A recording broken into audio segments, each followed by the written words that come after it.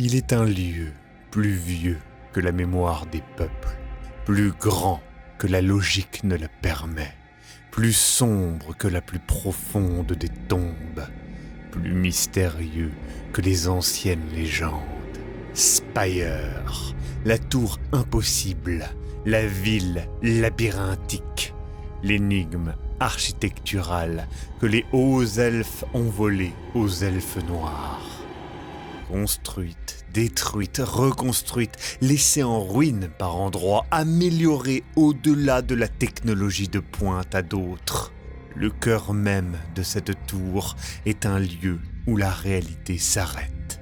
Ne pensez pas que vous ne croiserez que la pauvreté des exploités ou la noblesse de l'autorité. Ici, des dieux écoutent vos murmures. Chaque lieu peut cacher moult magie et blasphèmes interdits. Des sectes anonymes donnent leur vie à d'étranges entités.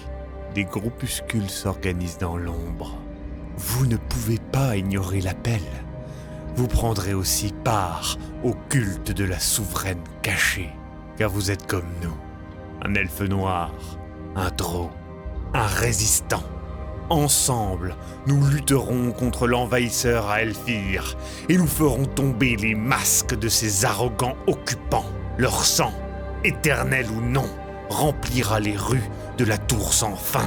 Spire sera leur tombeau, ou deviendra le nôtre si l'on échoue. Bienvenue dans cette vidéo de présentation du jeu de rôle Spire, le soulèvement.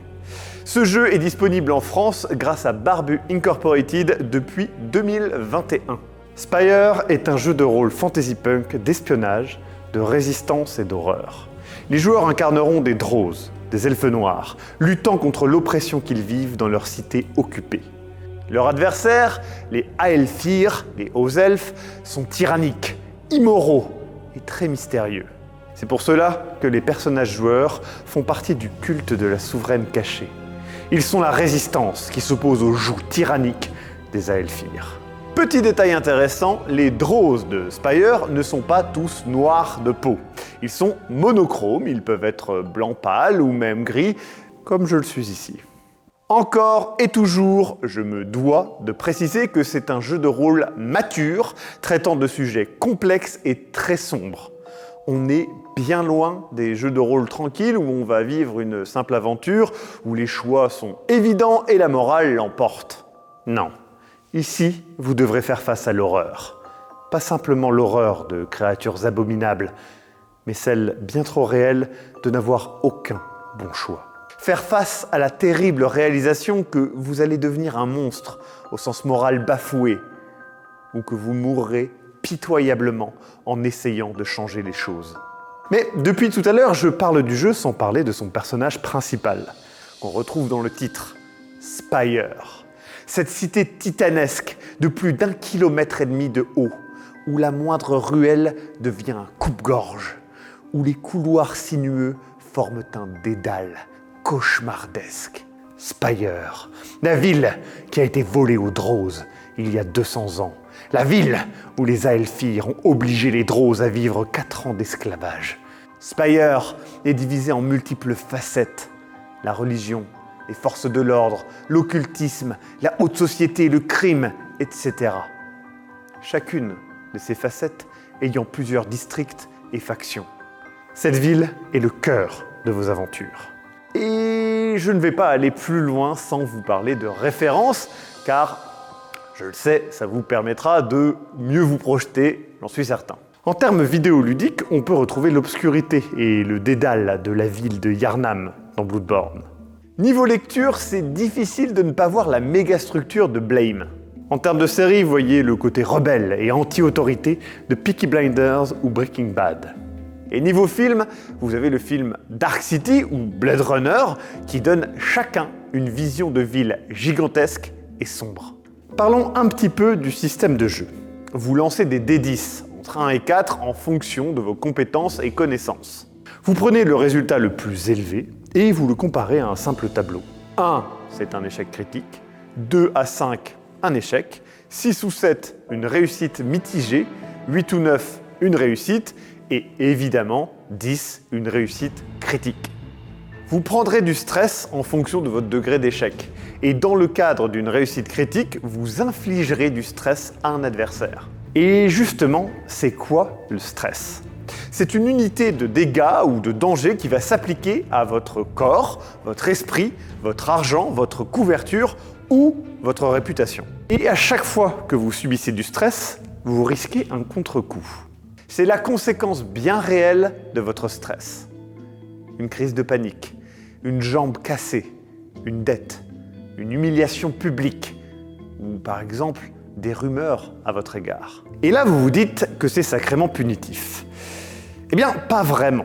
Évidemment, c'est délicat à gérer, mais la plupart de ces contre-coups ont un gros potentiel narratif et ils sont clairement là pour faire avancer l'histoire. La mort est évidemment une possibilité, mais il y a plein d'autres options pour la fin de votre personnage et elles sont toutes passionnantes. Je parlais tout à l'heure des compétences de votre personnage. Elles sont relativement claires, comme tromperie, rafistolage ou furtivité. Il y a aussi les domaines, qui sont plus vastes et représentent des tranches de la société, comme prolétariat, ordre ou religion. Autre élément essentiel de votre personnage, ses attaches. Ce sont des alliés, que ce soit des individus, des groupes ou carrément des organisations de Spire. Même s'ils sont positifs et accordent des faveurs, ils peuvent amener des complications, notamment par les contre-coups. Et je me rends compte que je n'ai pas parlé de la création de personnages. Elle est très simple. Vous choisissez une corvée, c'est-à-dire ce que votre personnage faisait pendant ses 4 ans d'esclavage avant de rejoindre la résistance. Il y en a près de 30 et cela va d'ouvrier à assistant personnel en passant par assassin ou occultiste. Et vous avez même la possibilité d'avoir été en prison ou d'avoir fait profil bas. Cela vous donne des bonus et surtout une idée de votre passé. Ensuite, vous devez choisir votre classe. Et là, on arrête de rigoler. Parce que vous vous attendez à guerrier, sorcier et voleur, et vous avez tort. Ici, on est dans Spire. Je ne reviendrai pas en détail sur chacune des 8 classes, mais les voici. Vous avez les Azurites, marchands sacrés, vêtus d'or et d'azur, capables d'acheter tout et n'importe qui. Les voltigeurs, véritables Batman ou ninjas avec un équipement habité de petites divinités. Les prêtres charognards, adorateurs de la mort, fans de hyènes, dévoreuses de cadavres. Les Brandon, des agitateurs populaires, utilisant leur influence pour rallier les foules. Les idoles, artistes pouvant changer de forme, modifier la réalité et passer des messages subliminaux par leur beauté et leur art. Les chevaliers, voyous alcooliques d'un ordre délité et presque oublié. Les Ladjan, prêtres de la face lumineuse de la lune, aidant leurs camarades droses. Les sans-visages, espions maîtrisant les mystérieux masques des Aelfir, leur donnant d'étranges pouvoirs. Les nourricières, moitié araignées et étant prêtes à tout pour défendre les précieux œufs drôles. Et enfin, les sages vermiciens, des historiens du réseau de transport en commun, obsédés par le savoir. Toutes les classes sont relativement larges pour permettre des profils de jeu très différents, et bon Dieu que c'est inspirant. Parce que depuis tout à l'heure, j'ai l'impression de devoir me retenir de ne pas vous balancer toutes les petites perles narratives que le bouquin, lui, vous balance toutes les 2 secondes. La ville, ses habitants, son réseau de transport en commun, ses religions, ses organisations, ses quartiers, tout regorge d'idées incroyablement créatives et inspirantes. C'est une mine d'or. Et j'ai pu lire des critiques disant que c'était difficile de respecter tout ça dans une partie chez soi. Mais c'est un livre de jeu de rôle. Prenez ce qui vous plaît, ce qui vous inspire.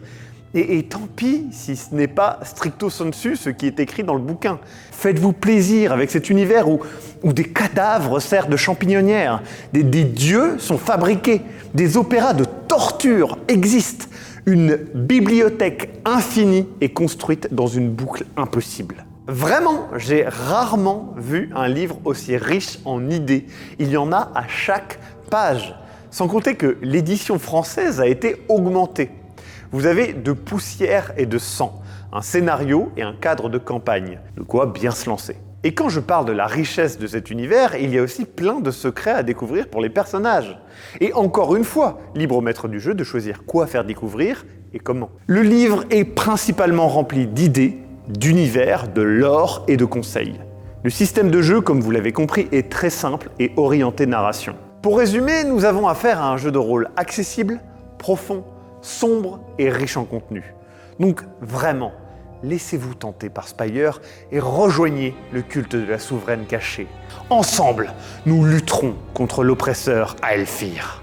Pour finir cette vidéo, je tiens à remercier Barbu Incorporated d'amener cet excellent JDR en France et d'avoir permis cette vidéo. Je pense que vous le savez maintenant, mais je ne présenterai jamais un jeu que je n'aime pas. Et pour Spire, on est vraiment dans de l'excellent et dans de l'original. Je vous invite donc à aller sur le lien dans la description pour vous le fournir. Et je précise aussi qu'il existe Strada, une extension de grande qualité. Dedans, vous pourrez trouver 2 nouvelles classes très étranges, plein de nouveaux éléments de jeu et 10 scénarios. Sans compter que la version française a encore, elle aussi, été augmentée avec le supplément Magie Noire qui ajoute pas mal de choses, notamment 4 classes. Bref, plongez dans Spire, luttez contre l'oppresseur, merci Barbu Incorporated, n'oubliez pas de découvrir Sombre Machination, notre série d'actual play travaillée, et à très bientôt pour d'autres présentations de JDR de qualité.